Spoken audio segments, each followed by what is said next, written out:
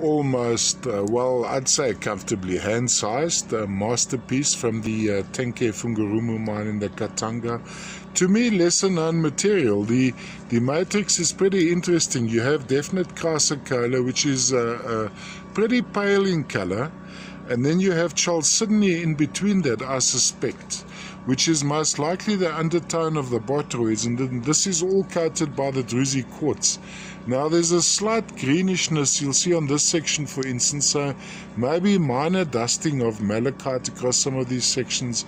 Also, what's quite appealing about this is when you shine a bright light, it's almost, you can see through the outer layer, almost a halo of the tiny druzy quartzes, and you can see the botryoids in the middle, which on a cross section, most likely some heterogenite with some chrysocolla across it, then coated by chalcedony and in turn druzy quartz, or maybe just chalcedony. Chalcedony and quartz being one and the same thing. From a display point of view, so it would stand flat on a turntable like this. As I said, hand-sized. Lovely intensity of patterning. Have a look at that lovely patterning across there.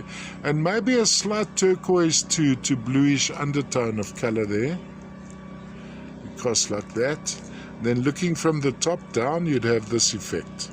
And when you look at these intersections or the cross sections of these stalagmites, stalactites, which have been cleaved apart, you'll see a little bit of intensity of color there, maybe slight turquoise to bluish, all the way from the Tenke Fungurumu mine in the Katanga, where art and well, Mother Nature and specimens meet. Really quite magnificent material, lots of botryoids and lots of bling bling happening on these guys.